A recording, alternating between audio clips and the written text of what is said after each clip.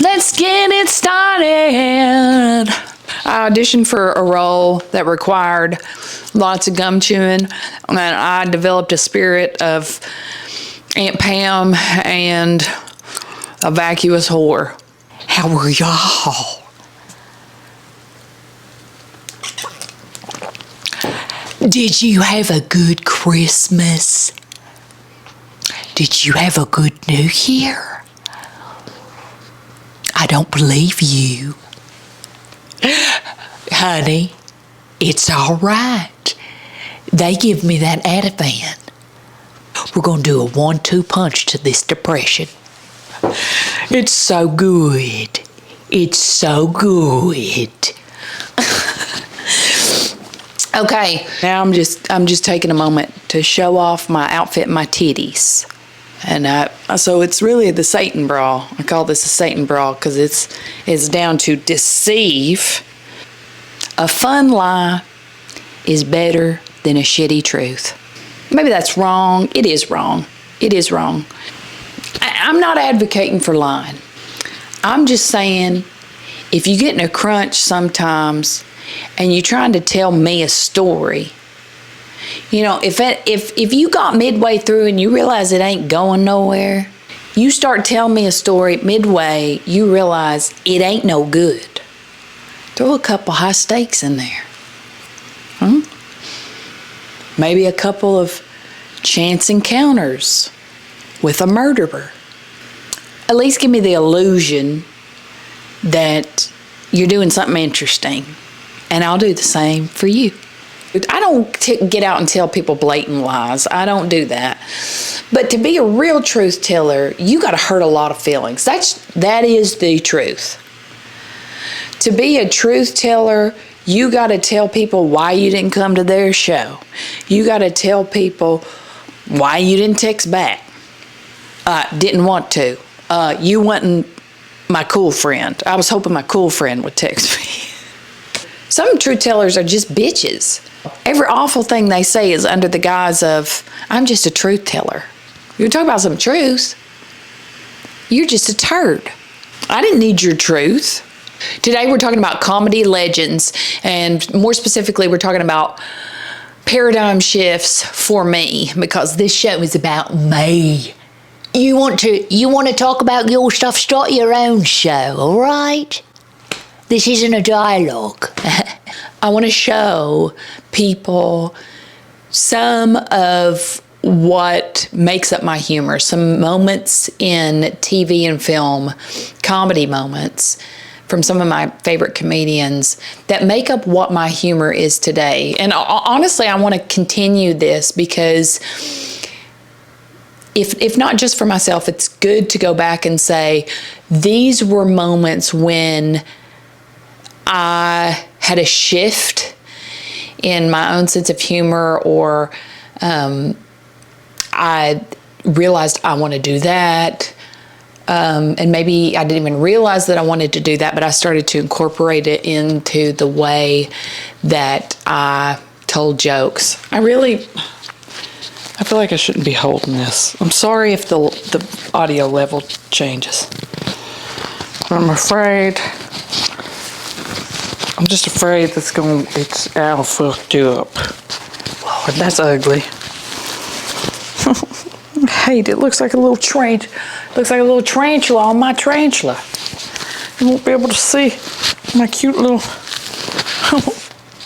All right. Now it's kind of obscuring the view of my titties, and I can't get sex points. Listen, I can't rely on my sense of humor alone. I gotta have sex appeal too. I'm not that funny.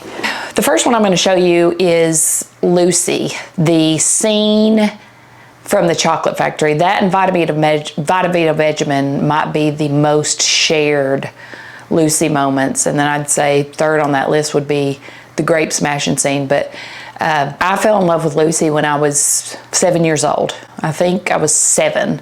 Catalyst for that was The Wonder Years was my favorite show on Nick at Night. I'm sure a lot of people on here remember Nick at Night. And I absolutely love the drama of Kevin and Winnie and Paul. Oh my Lord, it was my favorite show. I wouldn't miss a night. After they had played that show 2 times through, every single episode, I had been watching it maybe a year and a half or something. They announce one night that it will be switching over on Monday night at 9 p.m. to a show called I Love Lucy. Now you have to understand, this is in black and white. I am 7 years old. I am living in Technicolor, hon. Okay? I hadn't yet been infiltrated with Titanic, but you know, we got ER. Why do I want to see a little redhead flounce around making funny faces? I didn't know. I was young, and I was a child, and I spake as a child, and I thought as a child. But then that Monday night, when I was saying goodbye to my beloved Kevin and Winnie, I looked up and there she was like an angel, a little red-headed angel, my Lucille Ball. And before then, I think my only comedy love was Sherry Lewis and Sherry Lewis and Lamb Chops. And I loved their Bible parodies. That was a special, special night for me. And I remember it took me about 2 episodes to fully give myself over, because first I was skeptical. I had too much preemptive angst. I had funneled into the Wonder Years. So I needed to have a shift in perspective to give myself over to I Love Lucy. But I did. It changed my life. And then I went to every yard sale in town trying to find I Love Lucy VHSs. So without further ado, let's watch Ish. All right. Girls, listen carefully. This is the wrapping department. Yes, ma'am. Now, the candy will pass by on this conveyor belt and continue into the next room where the girls will pack it. Now, your job is to take each piece of candy and wrap it in one of these papers and then put it back on the belt. You understand? Yes, sir. Yes, ma'am. Let her roll! Let her roll! There. Wait here. Somebody's asleep at the switch. What are you doing up here? I thought you were downstairs boxing chocolates. Oh, they kicked me out of there fast. Why? I kept pinching them to see what kind they were. This is the 4th department I've been in. Oh, I didn't do so well either. No. All right, girls. Now, this is your last chance. If one piece of candy gets past you and into the packing room unwrapped, you're fired. Yes, ma'am. Let her roll!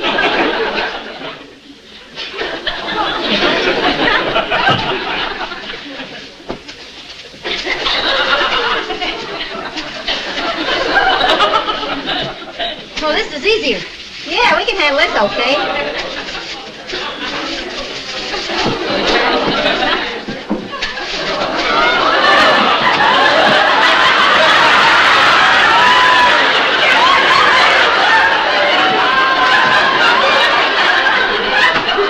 Listen, Ethel, I think we're fighting a losing game.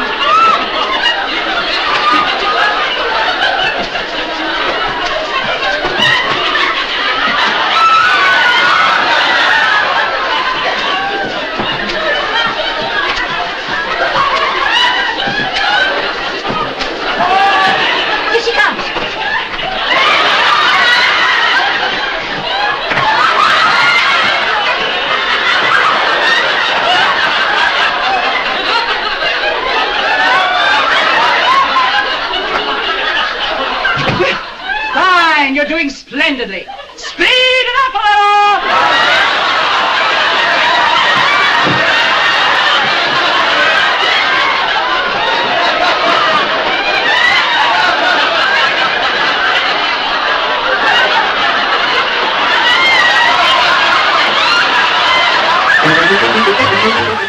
She's wonderful. She is timeless. And I think that her style of that physical comedy, I don't know why it still holds up today, because a lot of that physical comedy does not, but hers really does. I'm still laughing to this very day. I wonder if that's because she was kind of cerebral about her comedy. She would say that she wasn't funny if you watch interviews with her, and she wasn't super quick-witted. So she kind of approached it like a science, and I wonder if that's why it holds up today.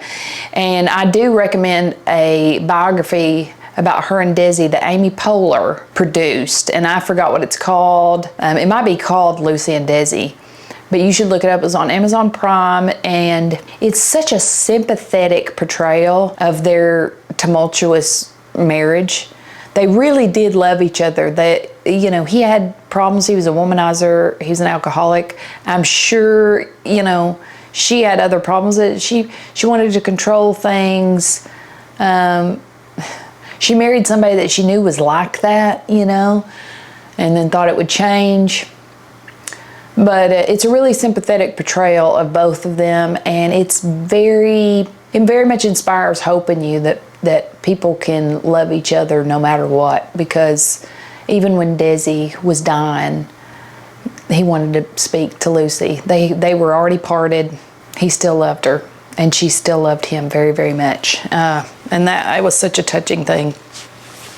Now, moving on to the longevity that this man has had in TV, Larry David. We love us some Larry David. Now, I never really got into Seinfeld because it just was not, it wasn't played in my home, and it was for an older audience when it was on TV. I was a kid, and my mom and dad didn't really watch it either, but I instantly loved Curb Your Enthusiasm when I saw it in my early 20s. Like, me and Brandon went back recently and watched a ton of episodes of Curb, and we're thinking this truly was before its time, because most of this holds up. I think that the reason why it holds up is because it can be very self-aware at times. You know, they don't edit out all the laughs in between it.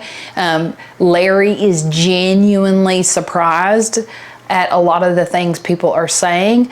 I don't know if you've ever watched any interviews about Curb, but Larry apparently picks people he already trusts comedically. And beat comedy is pretty much what it sounds like. There are certain beats or certain plot points that you have to get to, and the rest is filler. The rest is improv.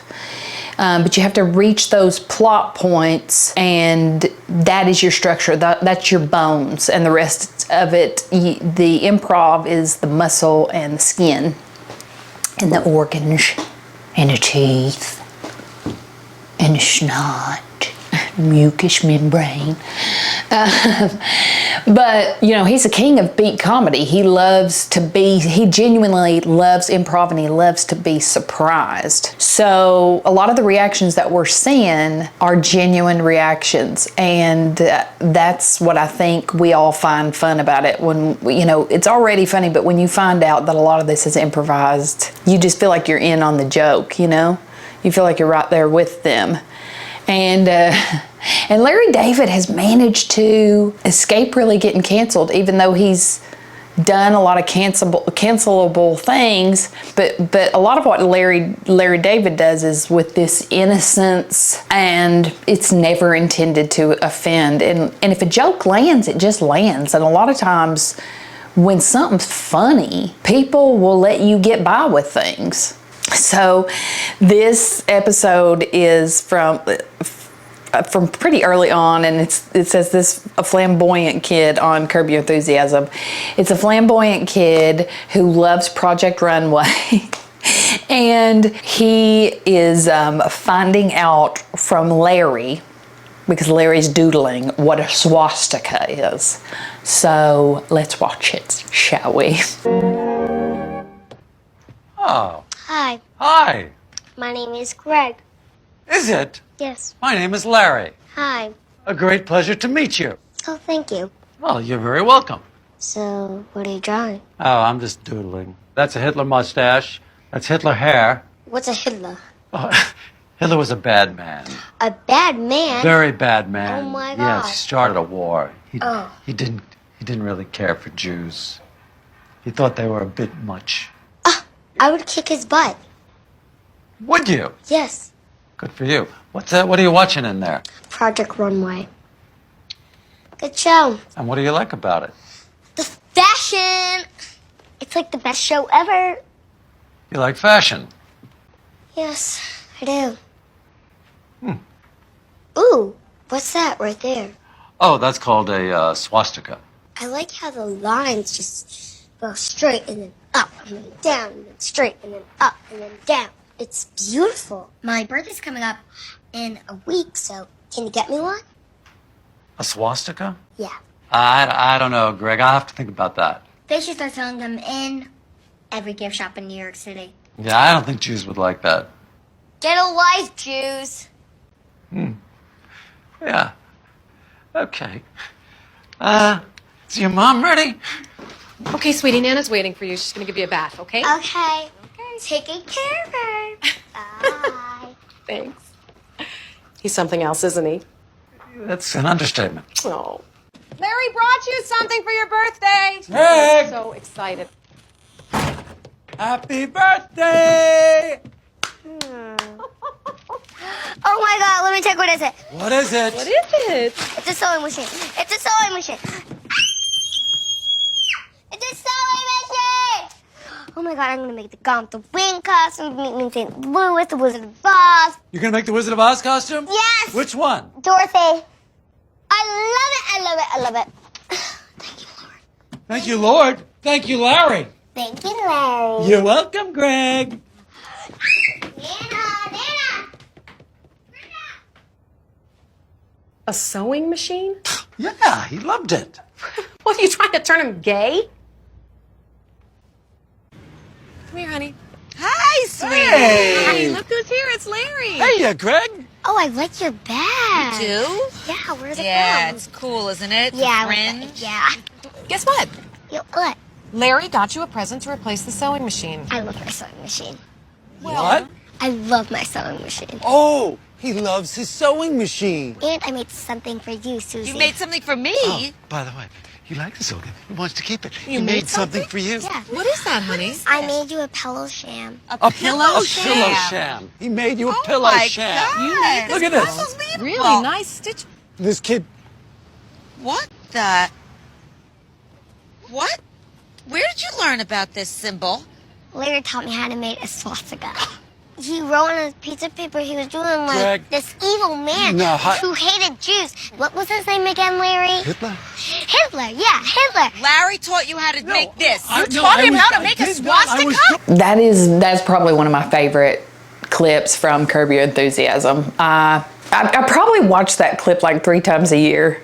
The kid is fabulous, for one, and the reaction at the end, Larry! This next one, undeniably one of the kings of comedy, certainly the king of physical comedy. I feel like he's become a polarizing figure, and I think it's just because of all his transcendental talk recently.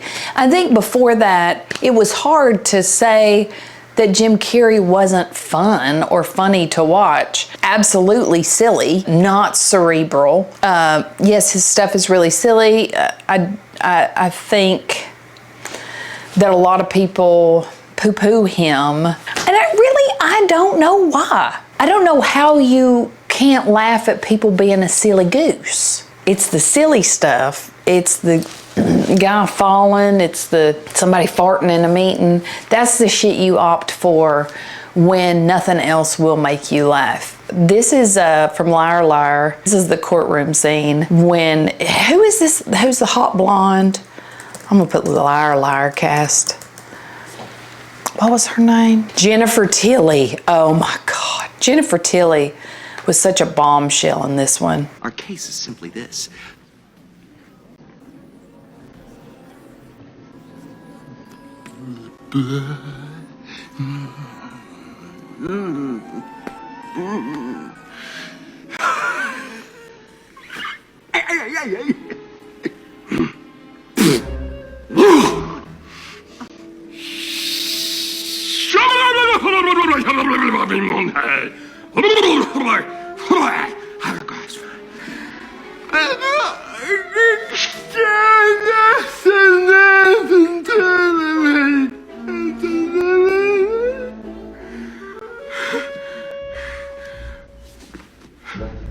Very funny, Fletcher. You want to play hardball? I'm game. You want to play hardball? I'm game. I love that scene.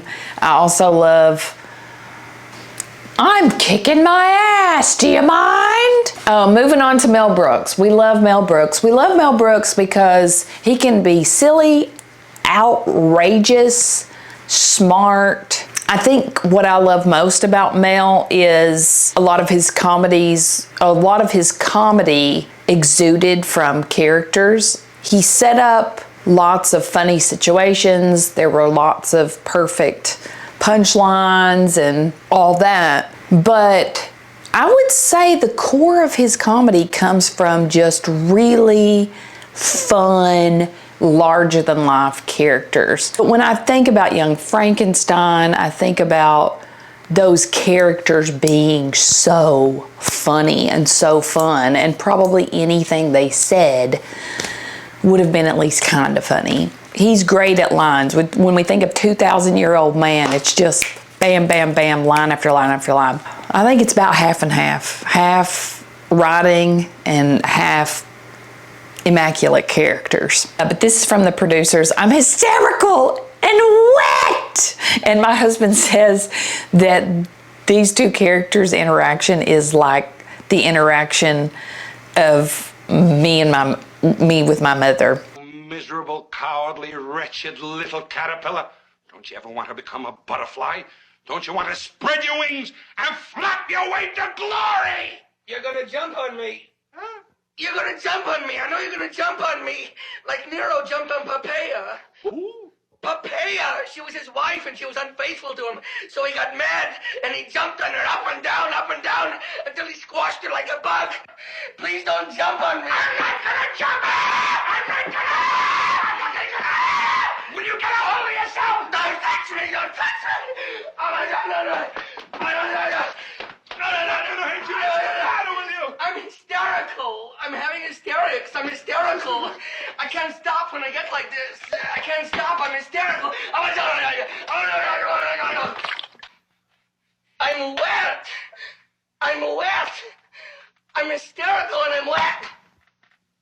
I'm in pain and I'm wet. And I'm still hysterical. No, don't hit. It doesn't help. It only increases my sense of danger.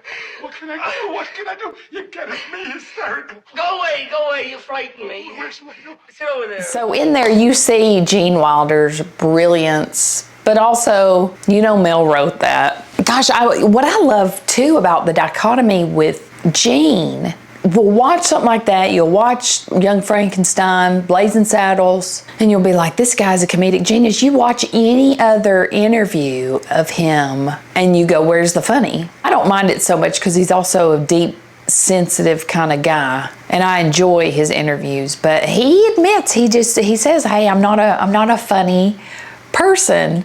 He was just a great actor. I think that Mel brought out the best in him comedically. Now, my favorite SNL cast member, I'm a big SNL fan. It used to be my dream to be on SNL. I will not do the hacky shit of SNL is not funny. They still are doing lots of funny stuff. I think we're so siloed into our own algorithms that we don't have a campfire moment with SNL like we used to. It's not a collective moment anymore. That's kind of unfortunate because there's really talented people on there, and I think we need more campfire moments. Maybe that's just gonna have to be the literal campfire. If we can make a big old world campfire, but then it'll probably turn into a giant mosh pit and we'll, smash each other. Something awful will happen because we're terrible. But anywho, kumbaya, my lord, kumbaya, hey! Kumbaya, my lord, you fucking bitch! What is the problem? What is your problem? Kumbaya. We would all just start beating each other up. But SNL, I always thought I would be on SNL.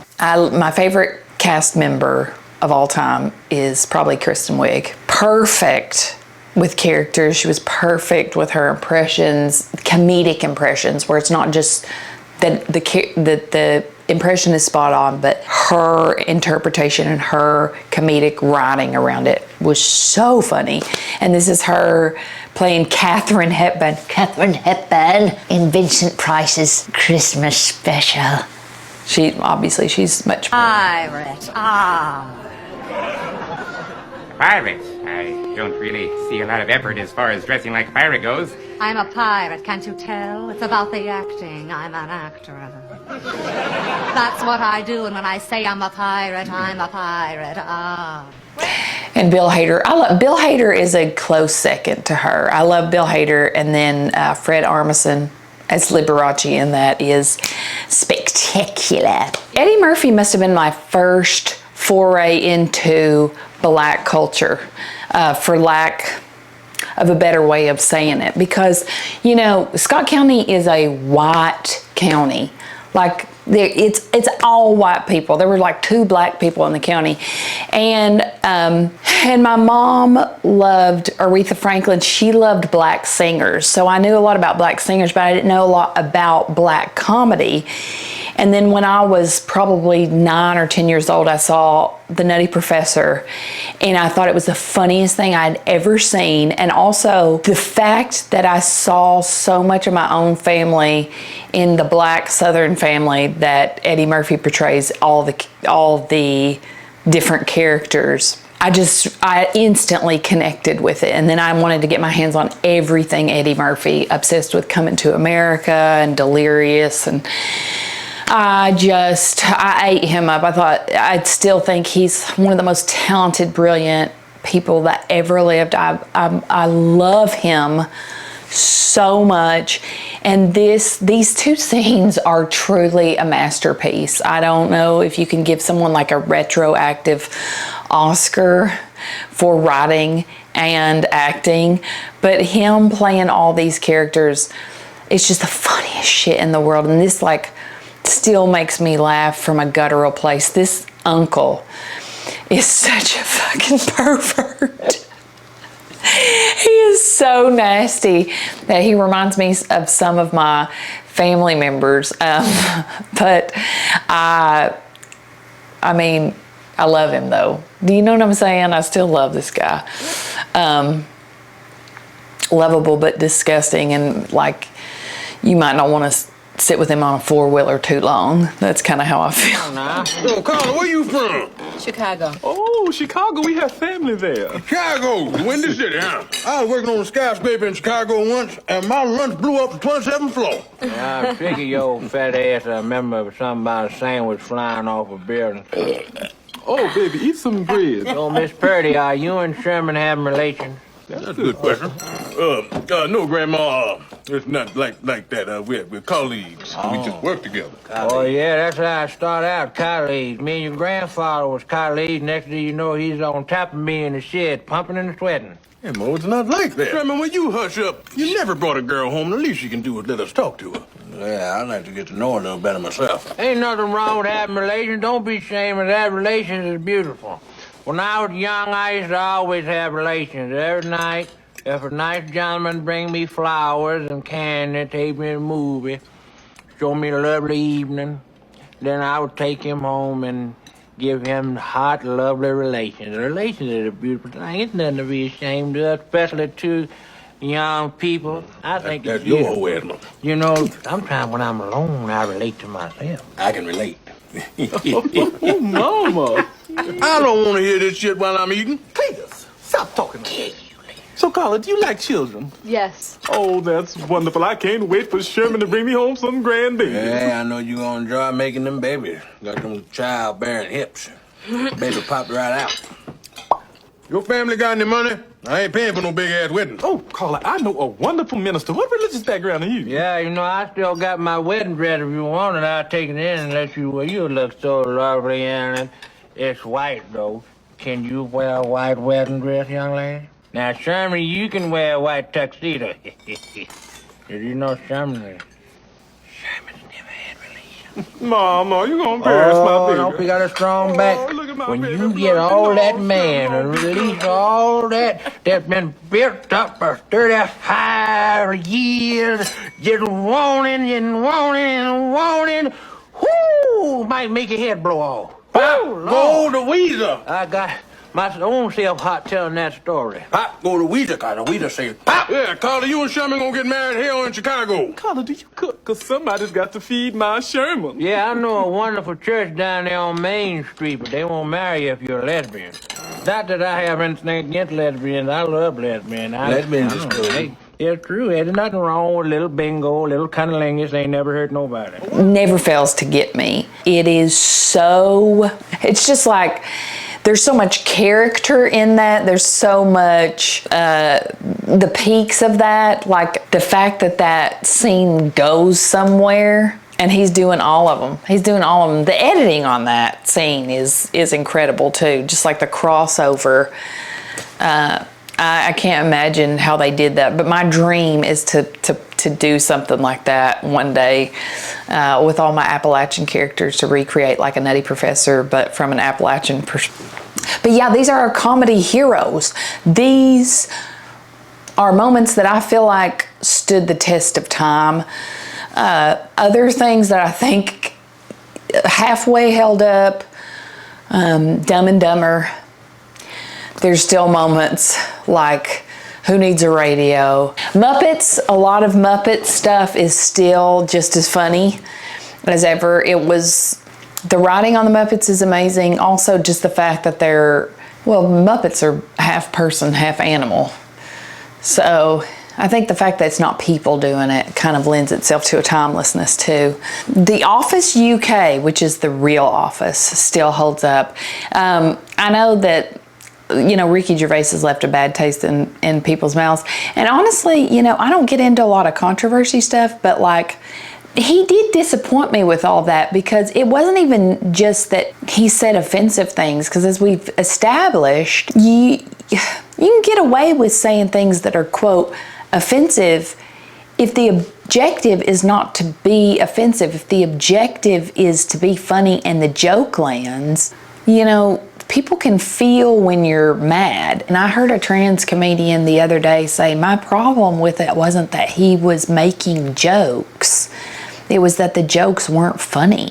I don't talk about this stuff because I don't even enjoy it. I don't like talking about it. I'm not very good at talking about it. And so I don't know. I don't know why I got off on a tangent of saying that about Ricky, but because I love Ricky. I love Ricky, and I'm just a little disappointed.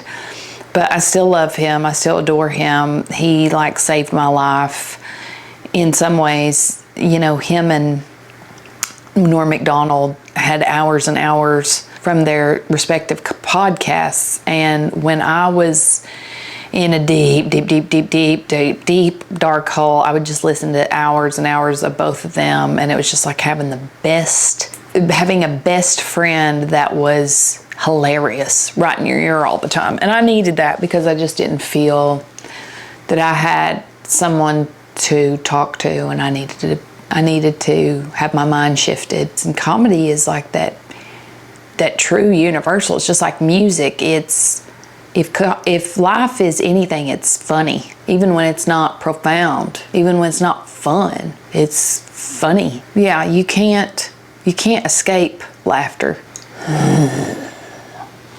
Look at these tig old biddies. Look at how good they look. We're trying to give you your money's worth, darling. What is this character? I'm trying to tell you. I've been trying to tell you. What do you think, huh? You want to go around? You want to go to a corporate steakhouse? Huh? Would you like some garlic yeast rolls? Oh, hello, Brendan. Yeah, did you? Well, I'm glad you had a good time at the meeting. I met with Tom last week. Yeah, he wants me to try out for a role. It's like almost like a Vivian Westwood type. Yeah, he says I'll be perfect for it. Would you like to go out to eat? I don't mind buying. I know you're on hard times. It's hard to get your feet wet, But we might get your feet wet tonight. We might get other things wet too. I don't know. That is hurting my mouth. But I love y'all. Thank y'all for supporting me. I don't know if you got anything out of this, But it's a trip down memory lane for me, and I love you, I do. And take care of yourself, take care of your mom. If she's dead, take care of your dad. If they're both dead, take care of a dog or a bat or something, you know. Take care of that funk in your house that's been there for a while, or else you're not going to get